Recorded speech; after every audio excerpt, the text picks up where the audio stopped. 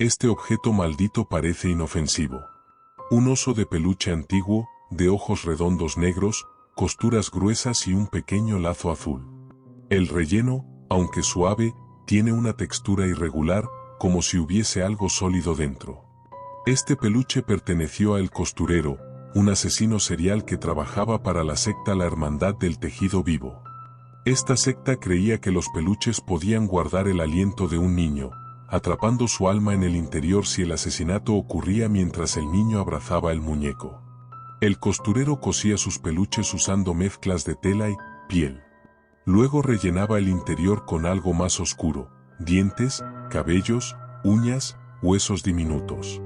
Se decía que el oso principal, el que estás a punto de conocer, tenía dentro los restos de 5 niños. Cuando el asesino murió, el peluche desapareció del almacén policial. Nunca más se supo de él. Hasta ahora. La historia que estás por escuchar comienza con Claudia, una madre soltera que encontró el oso en una caja en la calle. Pensó que alguien lo había tirado. Su hijo de 4 años, Mateo, lo vio y lo abrazó al instante. «Mami, dice que me extrañaba».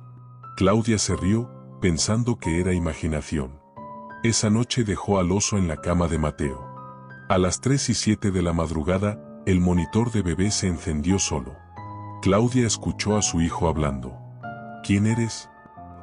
¿Y por qué quieres jugar conmigo en la oscuridad?». Claudia corrió a la habitación. Mateo dormía. Pero el oso estaba sentado derecho, mirando hacia la puerta. No estaba donde ella lo dejó. Y lo que el oso haría al día siguiente, sería solo el inicio de la pesadilla. Los días siguientes, Claudia notó detalles. Cosas pequeñas, pero inquietantes. El oso aparecía en lugares distintos. En el sofá, en la cocina, en su cama. Una mañana, Claudia encontró un mechón de cabello infantil atrapado en las costuras del oso. No era de Mateo. Era rubio, fino y muy antiguo. Otra noche, mientras Mateo dormía, Claudia escuchó pasos pequeños en el pasillo. Como pasos de un niño. Pero lentos, arrastrando algo de peluche detrás. Cuando abrió la puerta, no vio a Mateo. Vio al oso. De pie. Sí, de pie. Apoyado contra la pared, como si hubiese estado caminando. Cuando Claudia dio un paso hacia él, escuchó un sonido suave. CRK, CRK, CRK. Como huesitos rozándose dentro del relleno. Lo tomó temblando. El oso estaba caliente. Como si hubiera sido abrazado hace unos segundos. Esa noche, Mateo tuvo un sueño horrible. «Mami», dijo al despertar, «el oso me dijo que tiene hambre». «¿Hambre de qué, cariño?». «De niños como yo». Claudia decidió tirarlo. Pero al día siguiente, cuando llegó del trabajo, encontró el oso sentado en la cama de Mateo. Con el lazo azul desatado. Como si alguien, o algo, lo hubiera deshecho. Y en la parte del pecho, donde antes no había nada, ahora había una línea de costura nueva, hecha durante la noche. Como si el oso hubiera sido abierto y cerrado otra vez. Por dentro. Lo que descubriría sobre el asesino y la secta confirmaría que ese peluche nunca debió volver a una casa con un niño. Claudia, desesperada, investigó al peluche. Buscó el origen de la etiqueta, el material, la costura. Los resultados la llevaron a una modista retirada llamada Asunción. Cuando Claudia llevó el peluche a su casa, la anciana retrocedió horrorizada. «No, no, ese no es un juguete, ese es un contenedor». Asunción temblaba. Ese oso fue hecho por él, por el costurero. ¿Quién era ese hombre? Un monstruo. Cosía peluches con restos humanos. Creía que los niños quedaban dentro, vivos, atrapados en su último miedo. La anciana explicó que la secta La Hermandad del Tejido Vivo realizaba rituales donde el alma del niño tejía su propia prisión dentro del peluche. Cada peluche tenía un niño dentro. Pero el oso tenía más. 5 almas. ¿Qué pasa cuando el peluche encuentra a otro niño?, preguntó Claudia, rota de miedo. Intenta abrirse para hacer sitio. Siempre quiere uno más, para completar su ciclo. Claudia comprendió lo innombrable. El oso quería a Mateo. Regresó corriendo a casa. Y encontró la puerta entreabierta. Mateo lloraba. El oso estaba sentado frente a la puerta, con los brazos abiertos, como esperando. ¿Y su boca? Su boca estaba abierta. Antes no tenía boca. Lo que ocurrió esa noche desató el ataque más brutal del peluche maldito. Claudia corrió hacia su hijo. Lo tomó en brazos. Mateo temblaba. El oso estaba en el suelo, inmóvil, pero sus ojos brillaban como botones húmedos, como si algo detrás de ellos respirara. De pronto, el oso se levantó. Solo. Sin cuerdas. Sin trucos. Se levantó como un niño. Movió un pie de tela. Luego el otro. Claudia retrocedió con Mateo. El oso inclinó la cabeza hacia un lado, como estudiándolos. Su boca, que antes no existía, se abrió más. Un hilo de saliva negra cayó al suelo. Un olor pútrido llenó el cuarto. Y entonces, el oso habló. Con voz doble. Como si 5 niños hablaran a la vez. Tengo hambre. Dame a tu hijo. Dámelo. Dámelo ya. Claudia gritó. El oso corrió hacia ella con una velocidad imposible. Sus patas golpeaban el suelo como manos pequeñas. Sus garras de hilo crecieron. Se afilaron como agujas. Saltó sobre la pierna de Claudia. La rasgó. La sangre salpicó su pelo de felpa. Mateo gritó. Se intentó esconder. El oso se giró hacia él. Sus ojos se hundieron, volviéndose agujeros negros. Luego brotaron 2 ojos nuevos, humanos, unos ojos de niño, llorosos, aterrados. Claudia comprendió. El oso estaba hecho de ellos. Y usaba sus cuerpos para crecer.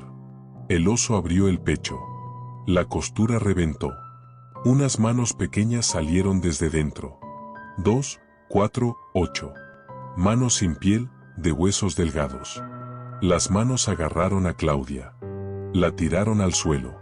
El oso se subió sobre ella. Le arañó el pecho. La apretó el brazo con una fuerza monstruosa. Mateo gritaba. Claudia tomó una lámpara y golpeó al oso. Este chilló como un bebé siendo estrangulado. Retrocedió. Pero las manos dentro del peluche lo empujaron hacia adelante otra vez. El oso abrió su boca enorme. Dentro había dientes cosidos. Pequeños. Irregulares. Como dientes reales. Saltó hacia Mateo. Claudia se lanzó delante. El oso la mordió en el hombro. Profundo. Terrible. Ella gritó. Cayó. El oso intentó arrastrarla hacia la habitación de Mateo. Hacia su cama. Donde el ritual se completaría. Claudia, con la poca fuerza que le quedaba, tomó unas tijeras del suelo. El oso abrió el pecho completo. Las manos dentro salieron más. La agarraron del cabello. Del cuello. Del brazo. Claudia gritó. Y clavó las tijeras en el corazón del oso. El peluche chilló. Un grito agudo. Un grito humano. Las manos desaparecieron. El peluche cayó al suelo. Convulsionando. Claudia tomó a Mateo. Corrieron. Salieron de la casa. La policía llegó minutos después. El oso no estaba. Solo quedaban mechones de cabello, uñas pequeñas y sangre seca. Pero ningún peluche. Como si hubiese huido. Como si siguiera vivo. Claudia y Mateo se mudaron con la familia. Intentaron olvidar. Pero Mateo ya no dormía bien. Siempre soñaba lo mismo. El oso quiere una costura más, decía llorando. Una última costura. Un día, al volver del trabajo, Claudia encontró una caja frente a la puerta. Sin remitente. Dentro había un peluche. Un oso. Pero no era el mismo. Era más grande. Más viejo. Más sucio.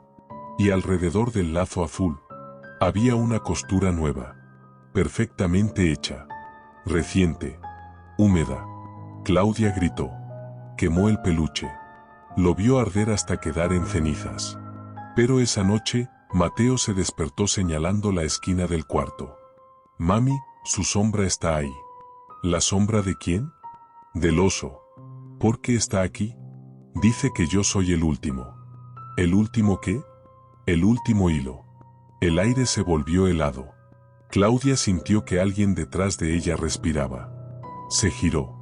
En la oscuridad se veía una silueta redonda, con orejas de peluche. Se movió un poquito. Avanzó un paso, como un niño pequeño. Y una voz susurró: tu hijo es mío. Siempre ha sido mío. Ya tengo 5. Ahora quiero 6. Claudia encendió la luz. No había nada. Pero en la pared había unas letras escritas con dedos pequeños. Cosido con amor. Vuelvo pronto. 2 semanas después, en otro barrio, otra familia encontró un oso de peluche en perfecto estado sobre un banco. El niño lo abrazó. El oso estaba caliente y latiendo. Su madre no se dio cuenta. Pero el oso, sí. Y la próxima costura ya estaba elegida. El ciclo volvió a empezar. Este reloj antiguo, un reloj de péndulo del tamaño de un torso humano, madera oscura, esfera amarillenta y manecillas de hierro forjado, ha provocado muertes en serie durante más de un siglo. Fue creado por el relojero de las sombras, un asesino ritualista que trabajaba para la secta Los Custodios del Último Latido, quienes creían que si un reloj se detenía justo en el último parpadeo de una persona, su alma quedaba atrapada y el tiempo de esa víctima se almacenaba en el mecanismo. Cada alma atrapada hacía que el reloj funcionara un poco más, y cuando el alma se consumía, el reloj se detenía otra vez. Y necesitaba otra muerte. Este reloj estuvo en manos del asesino durante 28 sacrificios. Cuando la policía lo atrapó, el reloj estaba marcando la hora exacta de cada muerte, una manecilla roja añadida a mano.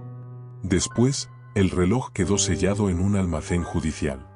Pero un día desapareció sin rastro.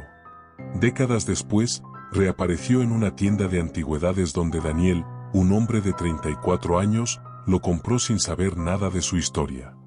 Le gustaba lo vintage. Le gustaba decorar. No sabía el monstruo que estaba llevando a su casa. Esa noche, Daniel notó algo extraño. El reloj marcaba las 3:15, pero él sabía que eran las 9:50. Lo ajustó. 5 minutos después, el reloj marcaba otra vez las 3:15. El péndulo se movía con un ritmo irregular, como un latido. Daniel se puso nervioso. A medianoche, el péndulo se detuvo. Y en ese mismo instante, alguien gritó en la calle. Cuando Daniel miró por la ventana, vio a una mujer desplomarse. Muerta. El reloj volvió a moverse solo. Pero lo que el reloj haría al día siguiente, lo atraparía en una pesadilla sin escape. A la mañana siguiente, Daniel notó que el reloj adelantaba y atrasaba horas sin motivo. A las 11 marcaba las 4:40. A las 4:40 marcaba las 11. El péndulo hacía un sonido profundo. Un tum que no era madera. Era como un corazón enfermo. Una tarde, mientras Daniel trabajaba, escuchó el reloj moverse solo.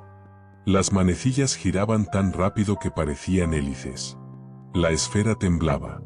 El vidrio vibraba. Daniel se acercó. El reloj se detuvo exactamente cuando él estaba delante. Marcaba las 3:15, la misma hora de la muerte de la mujer de la calle. Daniel retrocedió. De pronto, el péndulo comenzó a moverse en sentido contrario. Con cada oscilación, se escuchaba un susurro. Uno más, uno más, uno más. Daniel casi dejó caer su vaso. Esa noche, soñó con el relojero de las sombras. Un hombre de rostro pálido, ojos hundidos, dedos largos.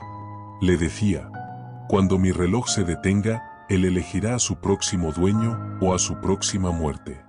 Al día siguiente, Daniel encontró la cuerda del reloj tensada sola. Y en la madera, tallada durante la noche, había una frase: tu tiempo es prestado. El reloj marcaba las 3:15 otra vez. Daniel decidió investigar. Pero lo que descubrió sobre el relojero y la secta fue peor que cualquier leyenda.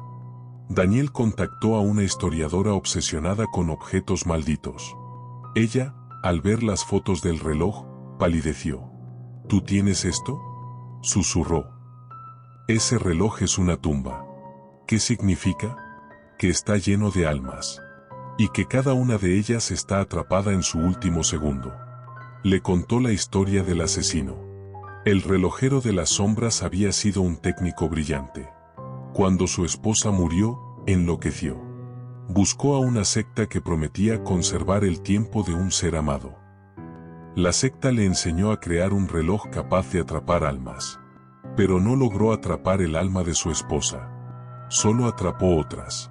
Siguió sacrificando víctimas, intentando que una de ellas se encajara. Nunca funcionó. Murió sin lograrlo. La historiadora añadió algo más. Ese reloj necesita víctimas. Cuando la energía del alma atrapada se agota, el reloj se detiene. Y elige a otra persona. ¿Cómo la elige? Ella tragó saliva. Te toca cuando ves una hora que no existe. ¿Cómo? Cuando el reloj marque una combinación imposible. ¿Y si ya pasó? Ella lo miró fijamente. ¿Qué hora viste primero? Las 3:15. Ella dio un paso atrás.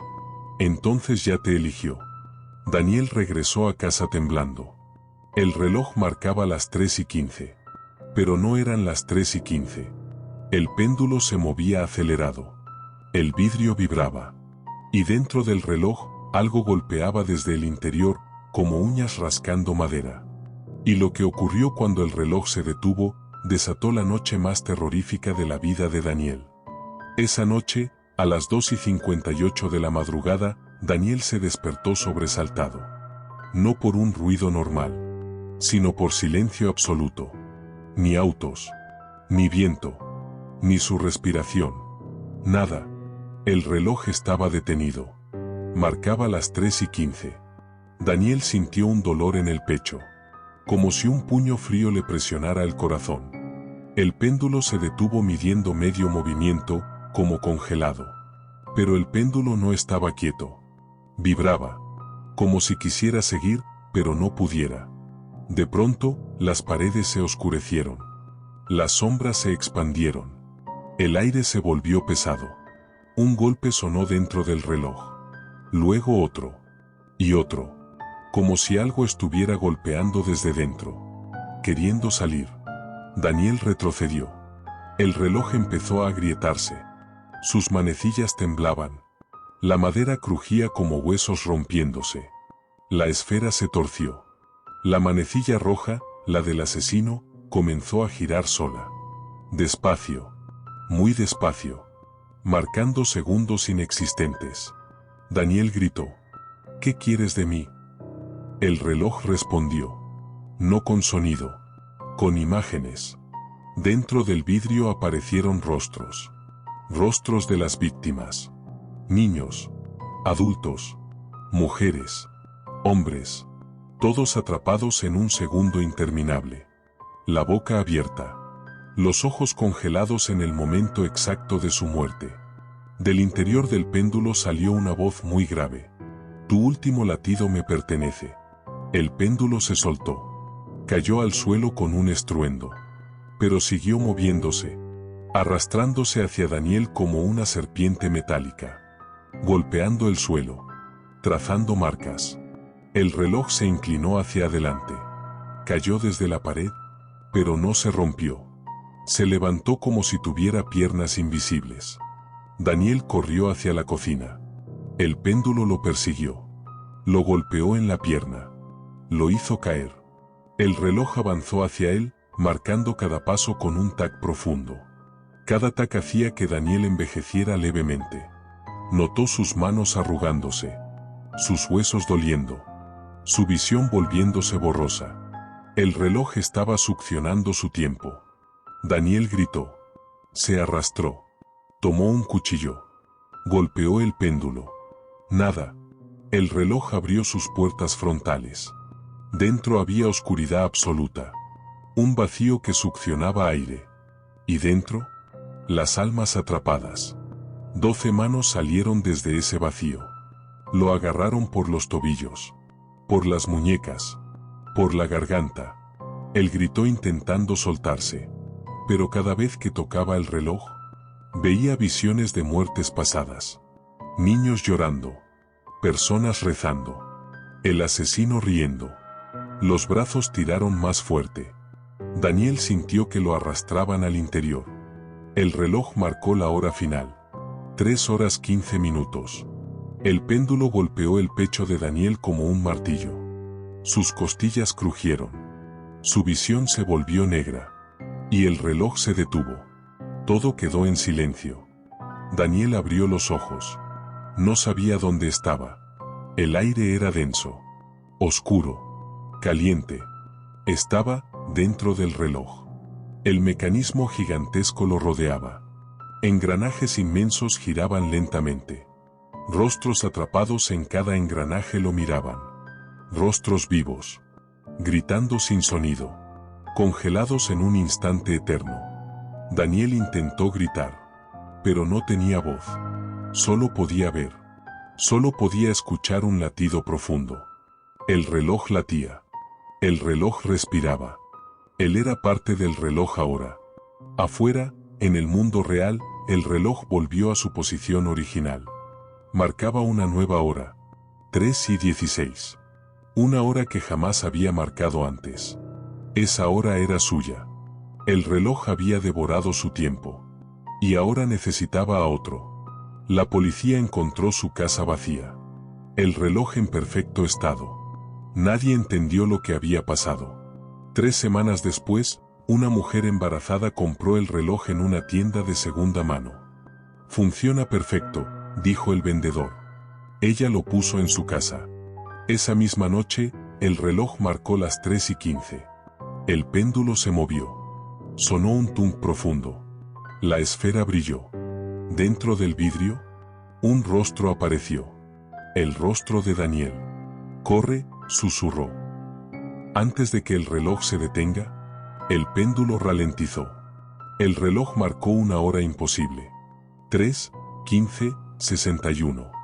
Y el ciclo volvió a empezar.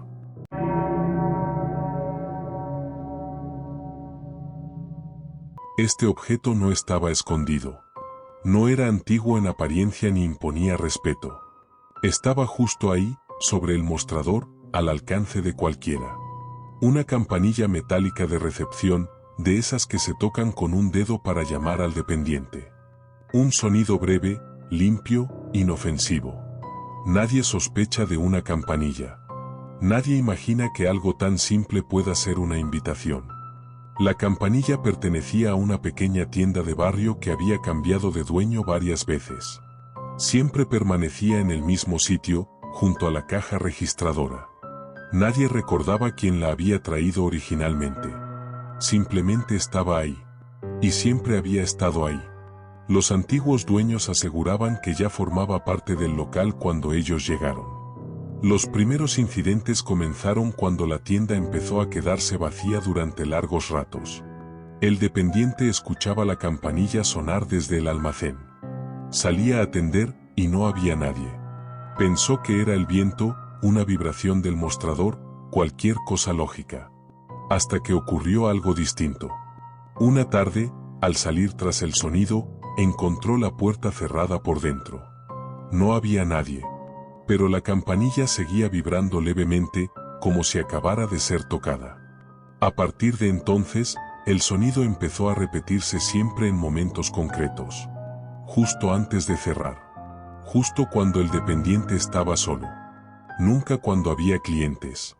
Nunca cuando alguien más podía escucharlo. La campanilla parecía esperar a que hubiera una sola persona disponible para responder. Un detalle inquietante comenzó a llamar la atención. Cada vez que sonaba y alguien acudía al mostrador, el ambiente se volvía distinto. El aire más frío.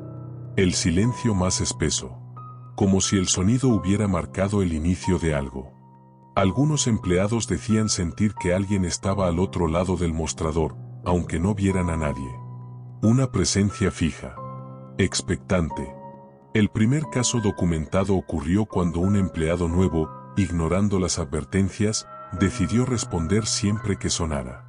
Pensaba que era parte del trabajo. Cada vez que escuchaba la campanilla, salía y decía en voz alta, «Dígame». aunque no hubiera nadie. Lo repitió varias veces al día. Hasta que una noche, al responder, escuchó algo distinto. No era una voz clara. Era un susurro breve, casi una exhalación. Venía del lado del cliente. El empleado dio un paso atrás, convencido de que alguien estaba jugando con él. Pero la tienda estaba vacía, cerrada, sin salidas abiertas. La campanilla sonó de nuevo, una sola vez. Desde ese día, el empleado empezó a cambiar. Dormía mal. Decía escuchar el sonido incluso fuera del trabajo. Aseguraba que, cada vez que respondía a la campanilla, algo se acercaba un poco más. No físicamente, conceptualmente. Como si el simple acto de contestar confirmara que la llamada había sido aceptada. El objeto no obligaba a nadie a tocarlo. No perseguía. No se movía. Solo hacía una cosa. Llamaba. Y lo más inquietante era descubrir que, en los días en que nadie respondía al sonido, la campanilla sonaba con más insistencia. Y cuando alguien finalmente lo hacía, algo quedaba registrado. Pero no en ningún libro. El empleado nuevo empezó a contar las veces que respondía al sonido. Al principio lo hacía por rutina. Cada vez que la campanilla sonaba, salía del almacén, se colocaba detrás del mostrador y decía lo mismo: dígame.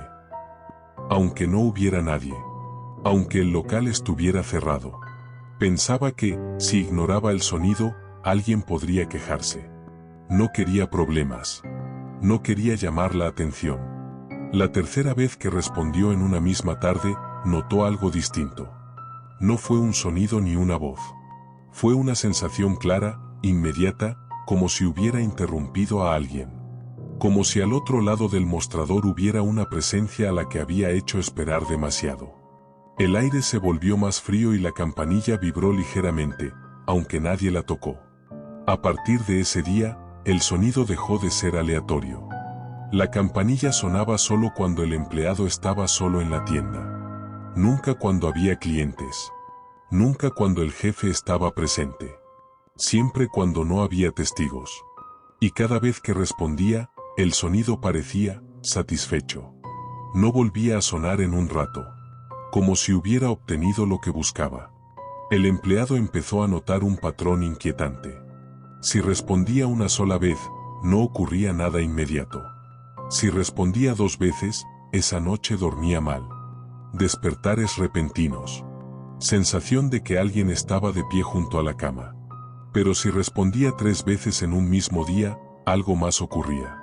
Al día siguiente, alguien faltaba. No siempre era alguien conocido. A veces era un cliente habitual que dejaba de aparecer. O un repartidor que no volvía a pasar. Nadie preguntaba por ellos. Nadie parecía darse cuenta de la ausencia. El empleado, sin embargo, recordaba perfectamente a esas personas.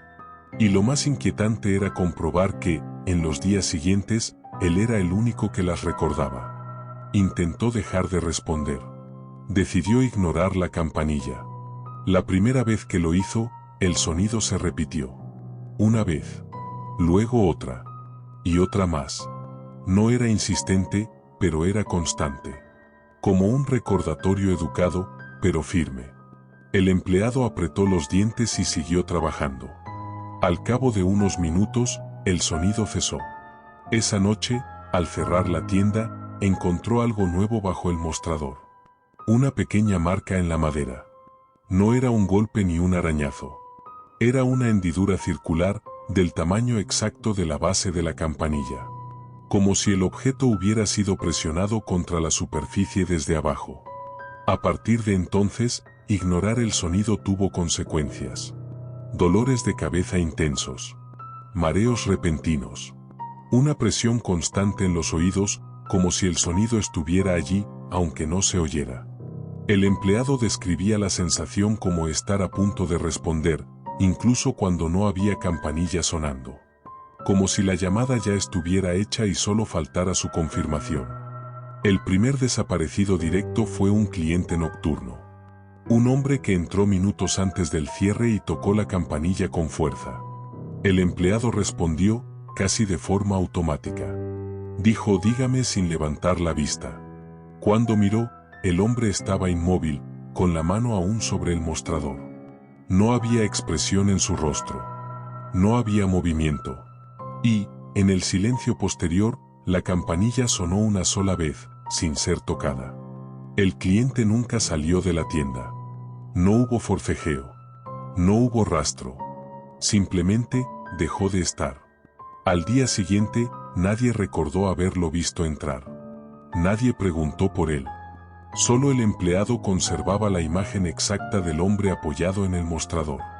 Esa fue la noche en que comprendió la regla final: la campanilla no llamaba al dependiente. Llamaba a alguien más. Y cada vez que alguien respondía, aceptaba participar en algo que no podía ver.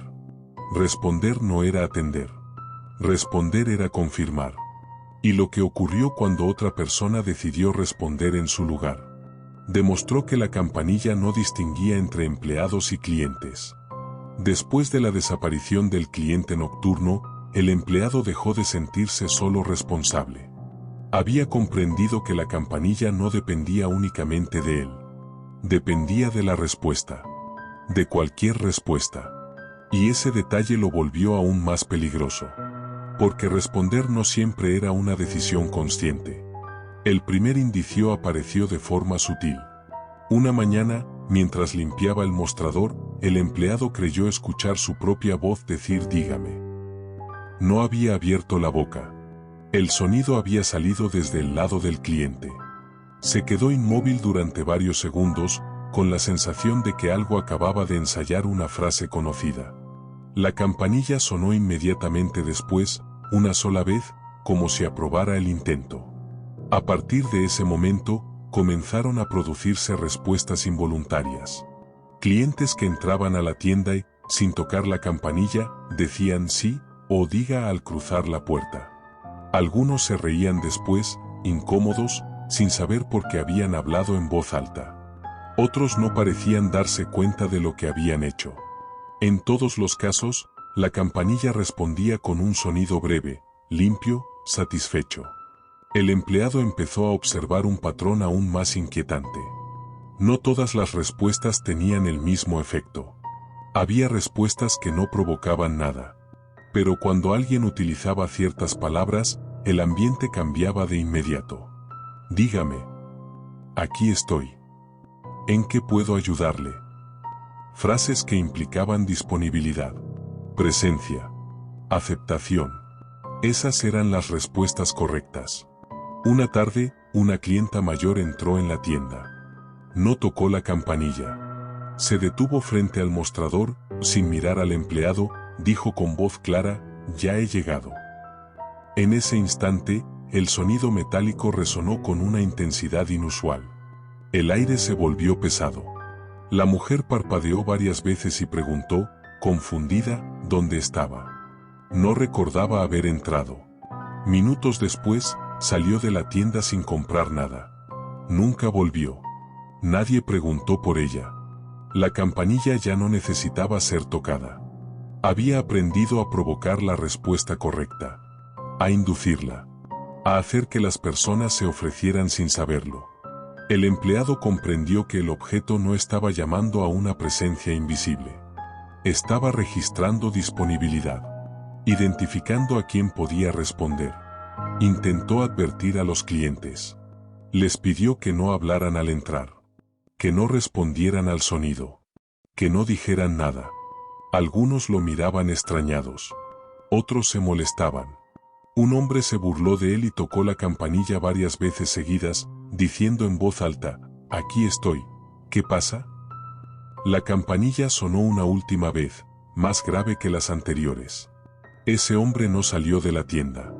No desapareció de inmediato. Se quedó de pie, inmóvil, mirando al mostrador. Respiraba. Parpadeaba. Pero no respondía. El empleado intentó hablarle. No obtuvo reacción.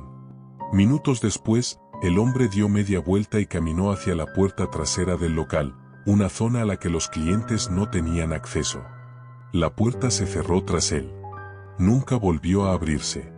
A partir de ese día, La campanilla comenzó a sonar incluso cuando el local estaba vacío. No como una llamada, sino como una confirmación. Como si estuviera repasando las voces que había aprendido. En algunos momentos, el empleado escuchaba fragmentos de conversaciones pasadas, mezcladas con el sonido metálico. Respuestas dichas por otras personas, reproducidas sin contexto. El objeto estaba acumulando algo. No nombres. No cuerpos. Respuestas. La noche en que el empleado decidió no hablar en absoluto, ocurrió algo distinto. Pasó horas en silencio, ignorando el sonido, conteniendo cualquier palabra. Justo antes del cierre, la campanilla sonó y, desde el lado del cliente, una voz dijo con absoluta claridad, «Dígame». No era la suya. El empleado comprendió entonces que la campanilla ya no necesitaba a nadie para responder. Y lo que ocurrió cuando empezó a responderse sola, marcó el principio del final. La primera vez que la campanilla se respondió sola, el empleado pensó que estaba perdiendo la cordura. El sonido metálico resonó con claridad, como siempre, y justo después escuchó una voz desde el lado del cliente. No era un susurro ni una imitación imperfecta. Era una respuesta completa, dicha con el tono exacto que había oído cientos de veces en su propio trabajo. Educado, neutro, disponible. Dígame. No provenía de ningún punto concreto. Simplemente estaba ahí. El empleado retrocedió, chocando contra las estanterías. No había nadie frente al mostrador. El local estaba cerrado. La persiana bajada. Las luces encendidas solo a medias. La campanilla vibró de nuevo, no como una llamada, sino como una confirmación. Como si el intercambio ya se hubiera producido. A partir de ese momento, el local empezó a comportarse de forma distinta. La campanilla sonaba a intervalos regulares, incluso cuando no había presencia humana alguna. Y tras cada sonido, se escuchaba una respuesta distinta. A veces era una frase corta. A veces solo una respiración. En ocasiones, voces superpuestas, como si varias respuestas estuvieran intentando ocupar el mismo espacio. El empleado comprendió que el objeto estaba reproduciendo lo que había aprendido. No grabaciones, sino patrones de disponibilidad. El efecto no se limitó al sonido. Las puertas interiores comenzaron a abrirse y cerrarse sin intervención. La caja registradora se activaba sola. El mostrador aparecía con objetos desplazados, como si alguien hubiera sido atendido. El local seguía funcionando, aunque ya no hubiera nadie que atendiera. La campanilla no llamaba para que alguien acudiera. Llamaba para comprobar que el lugar seguía abierto. El empleado intentó marcharse. Salió por la puerta trasera, cruzó el almacén y llegó al callejón. Durante unos segundos, creyó haberlo logrado. Pero al mirar atrás, la puerta ya no estaba donde debía. En su lugar había una pared lisa, sin señales de acceso. Regresó al interior del local por otra entrada que no recordaba haber visto antes. La campanilla sonó al verlo entrar. El sonido ya no estaba vinculado al mostrador. Resonaba en todo el espacio. Como si el local entero se hubiera convertido en una campanilla gigante, sensible a la presencia, al movimiento, a la intención. Cada vez que el empleado pensaba en hablar, el sonido se adelantaba. Como si algo supiera cuando estaba a punto de responder. Descubrió entonces la última regla. No era necesario hablar en voz alta. Bastaba con estar dispuesto a hacerlo. La campanilla reaccionaba a la intención. A la idea de responder. Por eso había empezado a imitar voces. Por eso inducía frases. Porque ya no necesitaba palabras. Solo necesitaba consentimiento. El empleado pasó horas, o días, ya no podía saberlo, intentando mantenerse completamente inmóvil, completamente ausente. Evitaba pensar.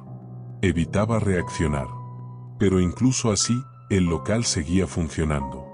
La campanilla sonaba. Las respuestas se producían. El intercambio continuaba sin intervención humana.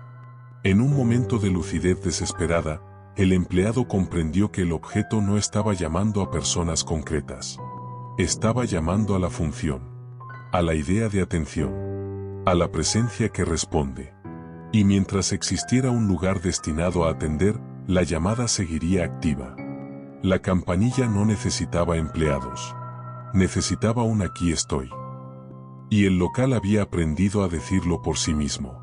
Cuando el empleado decidió destruir la campanilla, arrancándola del mostrador y lanzándola contra el suelo, el sonido no cesó. No provenía ya del metal. Provenía de las paredes, del suelo, del aire. El objeto se había disuelto en el espacio. Y fue entonces cuando comprendió que el único modo de detener la llamada no era romper la campanilla, sino cerrar el lugar. No físicamente, conceptualmente. ¿Y lo que ocurrió cuando intentó hacer eso? No dejó ningún registro oficial. El empleado comprendió que no podía apagar la campanilla porque ya no existía como objeto independiente. Había dejado de ser metal y sonido para convertirse en función. Mientras el local siguiera siendo un lugar donde alguien podía ser atendido, la llamada continuaría. El problema no era la campanilla. Era el concepto de disponibilidad. La promesa implícita de que, al otro lado del mostrador, siempre habría alguien dispuesto a responder. Esa fue la última noche que el local estuvo abierto. El empleado apagó las luces una a una, no como cierre rutinario, sino como un gesto consciente. No anunció nada. No colgó carteles. Simplemente eliminó cada señal que indicara que aquel lugar podía recibir a alguien. Cubrió el mostrador. Retiró la caja. Cerró la persiana interior, luego la exterior. Y, por primera vez desde que trabajaba allí, no respondió cuando el sonido metálico resonó en el aire. La campanilla sonó varias veces. No con urgencia. Con paciencia. Como si esperara que el hábito venciera a la voluntad.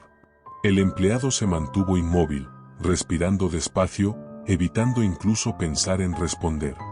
Cada vez que su mente formulaba una frase automática, dígame, ¿en qué puedo ayudarle?, la detenía antes de que se completara. Comprendió que el silencio no era ausencia. Era resistencia. El local reaccionó. Las paredes crujieron.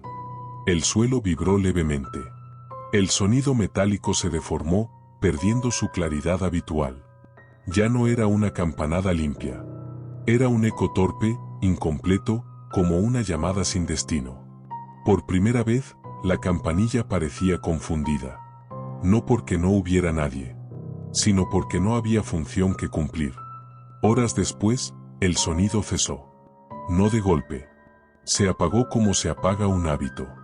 Como algo que deja de usarse. El empleado permaneció allí hasta el amanecer, sin moverse, sin hablar, sin ofrecerse. Cuando salió a la calle, el local parecía cerrado desde hacía años. Polvo en los cristales. Carteles viejos.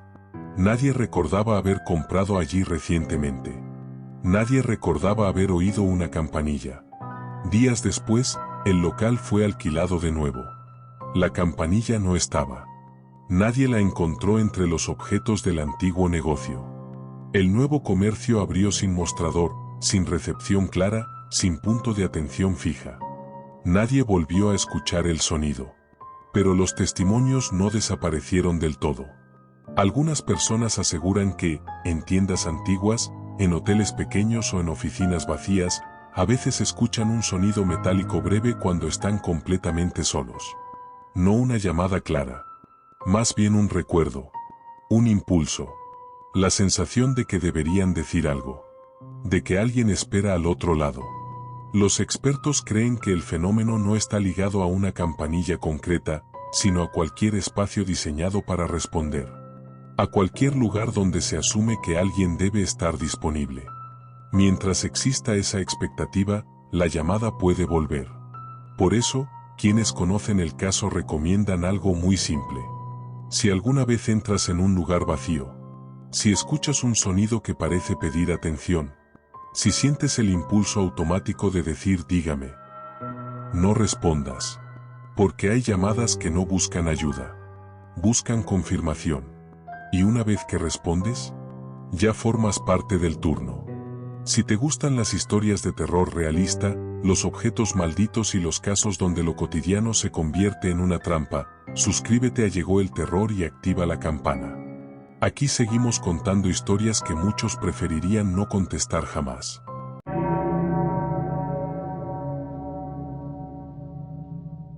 Este perfume no aparece en tiendas. No tiene campañas. No existe en catálogos públicos. Y aún así, quienes lo han olido una sola vez aseguran algo inquietante: no puedes volver a olerte igual después. No porque huela mejor, sino porque, desde ese momento, tu propio olor empieza a parecerte incorrecto, incompleto, ajeno. El frasco es elegante, minimalista, de cristal claro ligeramente opaco. El líquido es casi transparente, con un brillo tenue que cambia según la luz. No hay marca visible, solo una pequeña inscripción en la base, un número de serie grabado a mano. Nada más. El tapón encaja con una precisión excesiva, como si sellara algo más que un simple aroma. Lucía, 34 años, trabajaba como asesora olfativa para clientes de altísimo nivel. Personas que no buscaban un perfume bonito, sino una identidad. El frasco llegó a su estudio sin remitente, acompañado solo por una nota breve. No lo pruebes en otros. Pruébatelo a ti. Lucía, acostumbrada a rarezas, abrió el frasco solo para evaluarlo. No se lo aplicó. Aún así, el aroma se expandió de inmediato. No fue intenso. No fue dulce. Fue personal. Tan personal que, por un segundo, Lucía tuvo la absurda sensación de que aquel olor ya le pertenecía desde antes. Esa noche, al llegar a casa, notó algo extraño. Su ropa, su piel, incluso las sábanas, olían diferente. No mal. No fuerte. Simplemente no como ella. Se duchó. Se cambió. El olor persistía, suave, constante, como una capa invisible. Soñó con una sala blanca llena de frascos idénticos. Todos abiertos. Todos desprendiendo el mismo aroma. Y personas caminando entre ellos, oliéndose las muñecas, el cuello, confundidas, como si buscaran reconocerse. Al despertar, Lucía encontró el frasco sobre su mesilla. Estaba segura de haberlo dejado en el estudio. Y entonces entendió algo que no supo explicar, pero que la inquietó profundamente. Ese perfume no se limitaba a olerse. Ese perfume se estaba quedando. Lucía intentó no usar el perfume. Lo guardó. Selló el frasco. Pero cada mañana, al salir a la calle, alguien hacía un comentario. Hueles distinto hoy. Ese aroma te queda increíble. Es muy tú.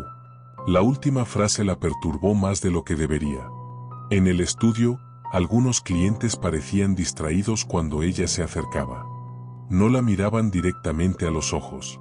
Inhalaban. Como si algo en su presencia activara una reacción inconsciente. Un cliente incluso le preguntó, en voz baja, si ese perfume era heredado. Lucía empezó a notar lagunas. Conversaciones que no recordaba. Mensajes enviados desde su móvil con frases que no solía usar. Cambios sutiles en su forma de moverse, de hablar, de reaccionar. Nada exagerado. Nada que levantara sospechas externas. Pero ella lo sentía. Una noche, decidió aplicarse el perfume conscientemente. Solo una gota en la muñeca. El efecto fue inmediato. No físico. Mental. Los pensamientos se ordenaron. La inseguridad desapareció. La postura cambió. Se sintió adecuada, como si por fin encajara en un molde que llevaba tiempo buscándola. El problema llegó cuando intentó quitárselo. El aroma no desapareció. Ni con jabón. Ni con alcohol. Ni con el paso de los días. Peor aún, cuando se olía sin el perfume, sentía rechazo. Como si su olor natural fuera incorrecto, incompleto, casi desagradable. Lucía empezó a comprender que el perfume no estaba añadiendo nada. Estaba sustituyendo. Y lo que descubriría al investigar su origen le confirmaría que aquel frasco no estaba diseñado para destacar a quien lo usara, sino para reescribirlo. A través de un contacto antiguo, Lucía accedió a un archivo restringido sobre perfumería experimental. Allí encontró referencias dispersas a un proyecto clandestino conocido como la Cámara del Recuerdo, activo durante décadas en círculos de poder. No era una marca, era un ritual. Creían que el olor era la huella más profunda de la identidad humana. Más que el rostro, más que la voz. Si controlabas el olor de una persona, controlabas cómo era percibida y, con el tiempo, cómo se percibía a sí misma. El perfume se creaba utilizando restos personales de individuos seleccionados: ropa, cabello, piel, lágrimas. Personas deseables, carismáticas, influyentes, admiradas. Luego eran asesinadas durante el proceso final para fijar el aroma. Cada frasco contenía fragmentos de identidades reales. No recuerdos, presencias. No te conviertes en otra persona de golpe, leyó Lucía en uno de los informes. Primero te vuelves aceptable, luego intercambiable, y finalmente, prescindible. El perfume no mataba, desplazaba. Lucía comprendió por qué el frasco no tenía nombre. Porque el nombre era lo primero que se perdía. Esa noche, al mirarse al espejo, pronunció su propio nombre en voz alta. Sonó extraño, como si perteneciera a alguien más. Y el perfume, desde el frasco abierto, seguía impregnando la habitación. Esperando. Lucía dejó de reconocerse del todo. Sus gestos eran más suaves. Su sonrisa, más controlada. La gente reaccionaba mejor a ella. La escuchaban más. La respetaban más. Eso era lo más aterrador, funcionaba. Empezó a recibir invitaciones que no había solicitado. Accesos que antes no tenía. Como si el perfume desbloqueara una versión de ella más adecuada para ese mundo. Pero cada noche, al desvestirse, sentía pánico. Porque bajo el aroma persistente, su propio olor casi había desaparecido. Una madrugada despertó con una certeza brutal. Si dejaba de usar el perfume, no sabría quién era. Intentó resistirse. Pasó días sin aplicarlo. Se sintió débil, insegura, invisible. La gente empezó a ignorarla, a interrumpirla, a no mirarla. Al final, volvió al frasco. El perfume la envolvió como un abrazo aprendido. Y en el reflejo del espejo, su sonrisa apareció antes que la intención de sonreír. Semanas después, Lucía desapareció de su entorno habitual. No hubo alarma. No hubo búsqueda urgente. Simplemente dejó de estar. En círculos privados, una nueva asesora olfativa empezó a destacar. Elegante. Impecable. Con un aroma imposible de olvidar. Nadie cuestionó su origen. Parecía haber estado siempre allí. El frasco de perfume pasó a nuevas manos. Siempre el mismo frasco. Siempre el mismo aroma. Y siempre alguien dispuesto a oler mejor. Aunque eso significara dejar de ser quien era. Este objeto maldito ha provocado accidentes, desapariciones y episodios de locura desde hace más de 40 años. Se trata de un caballito de mar de madera, grande, antiguo, pintado a mano, con ojos vidriosos y una palanca en la base que permite que el niño se balancee al montarlo. Pero lo que nadie sabía es que ese caballito perteneció a un lugar oscuro. La guardería Sol de Agua, donde un cuidador asesino realizaba rituales a una secta llamada la Estirpe del Mar Profundo, sacrificando niños a un símbolo serpenteante tallado en la madera del juguete. Ese caballito de mar era su puerta. Y es el único objeto que sobrevivió al incendio de la guardería. Décadas después, sin saber nada de su pasado, una madre llamada Diana lo encontró en un mercadillo. Su hijo, Leo, 4 añitos, quedó fascinado. Mira, mamá, se mueve solito. El vendedor, pálido, tembloroso, dijo. Ese juguete, llévatelo ya. No lo quiero aquí. Le dio el precio más bajo que tenía en toda la tienda. No quiso ni mirarlo cuando ella lo cargó en el coche. Esa noche, Diana lo colocó en el salón. Parecía inofensivo. Hasta que, a las 3:17 de la mañana, se escuchó el primer crack. Como madera que se mueve. como un juguete que se balancea, sin nadie encima. Cuando Diana bajó al salón, vio el caballito inclinado hacia adelante, moviéndose apenas 1 centímetro, como si acabara de detenerse. Lo peor fue que, en la oscuridad, juraría haber visto sus ojos humedecerse, brillar, parpadear. Diana pensó que estaba sugestionada. Se fue a dormir. Pero esa misma noche escuchó una voz de niño en el pasillo diciendo: «Mamá, él quiere jugar conmigo». Leo dormía profundamente. La voz no era suya. Pero lo que el caballito haría la noche siguiente, demostraría que ese juguete nunca debió volver a una casa. Un día después, Diana empezó a notar cosas imposibles.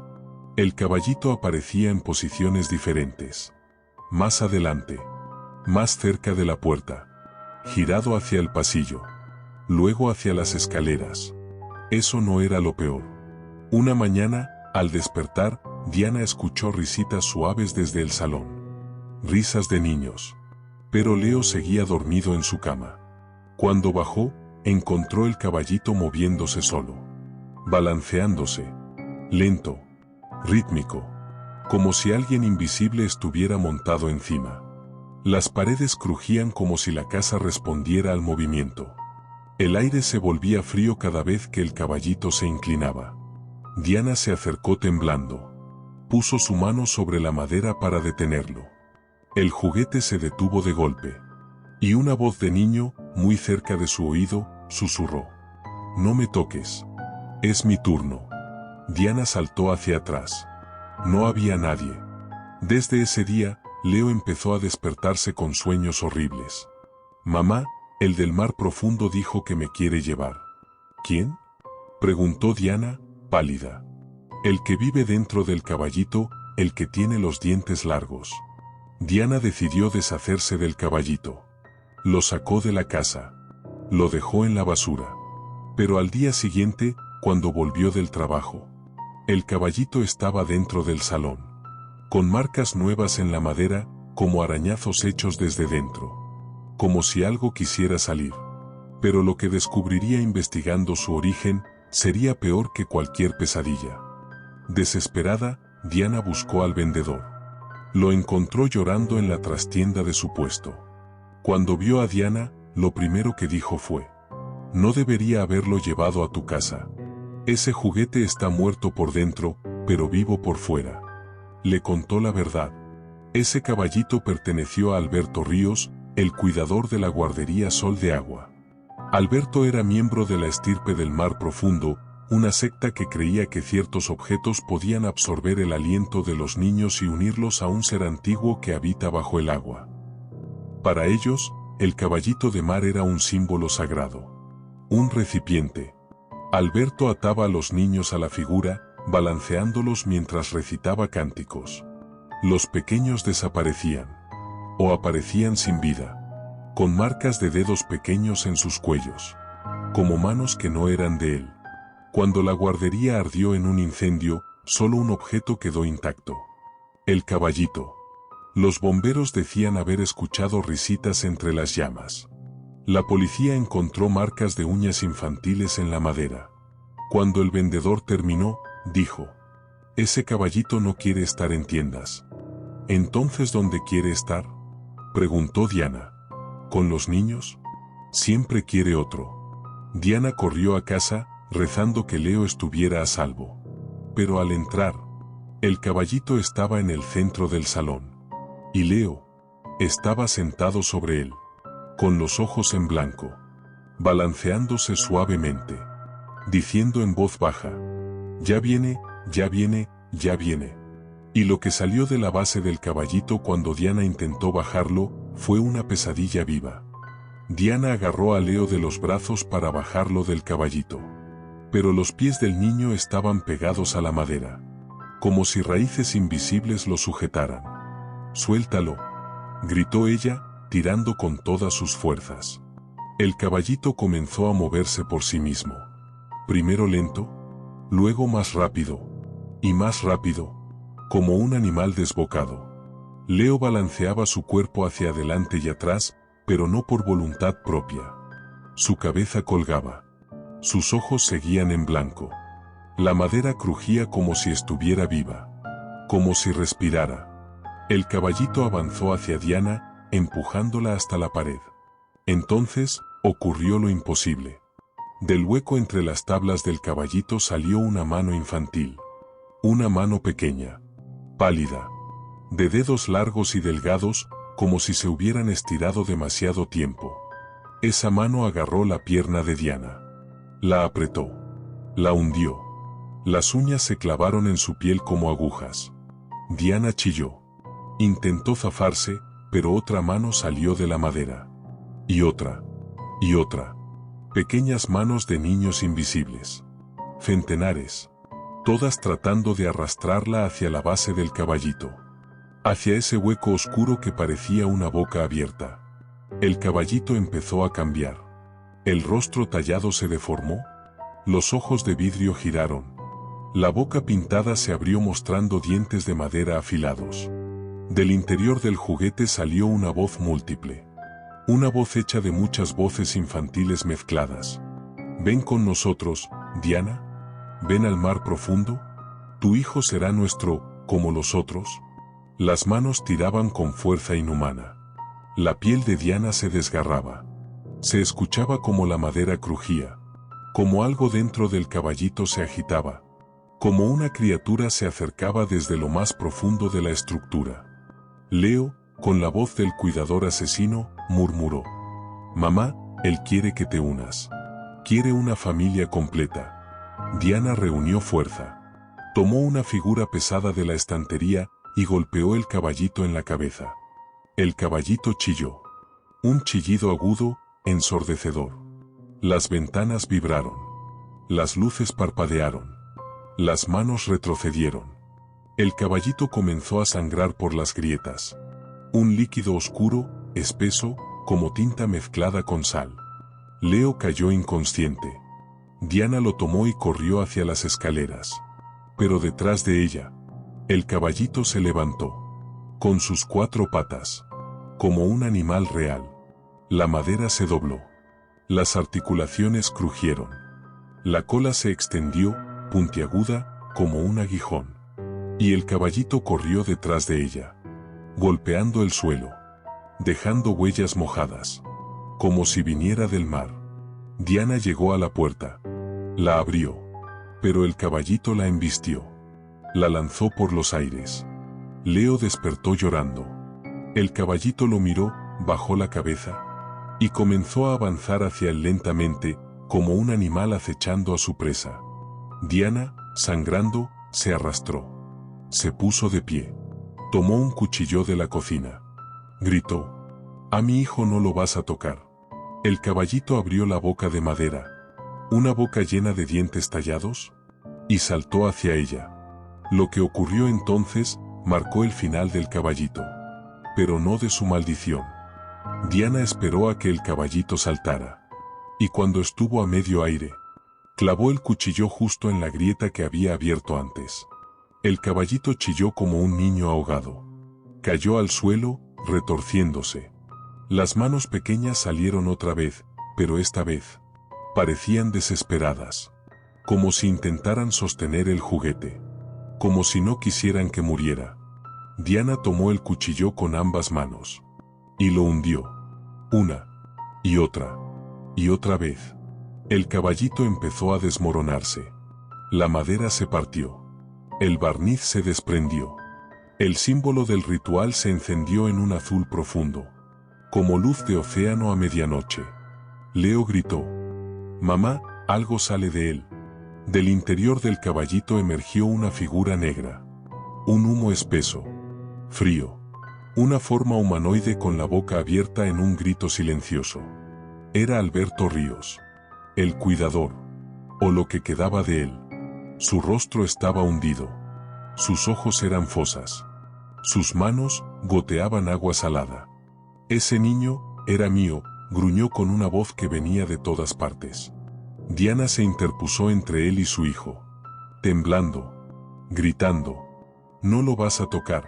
El espíritu extendió la mano. La casa tembló. Las paredes se agrietaron. El suelo se ennegreció como arena mojada. Pero entonces, Las manos infantiles del humo salieron del caballito roto. No para atacar a Diana. No para atacar a Leo. Sino para agarrar al espíritu del cuidador.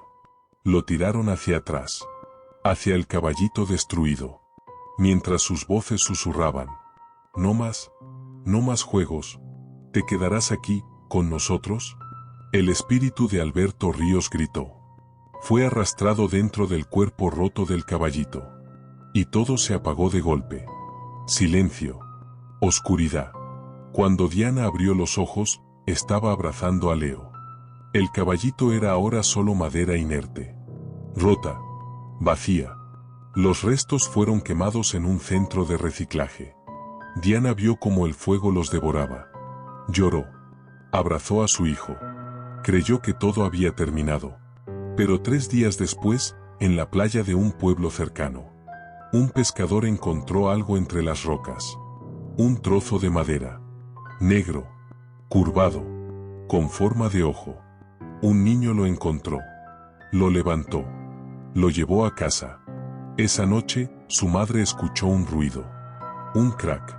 De madera. De balanceo. Y luego, una risa infantil que no era de su hijo. Si quieres otro guión de terror con objetos malditos, solo dímelo.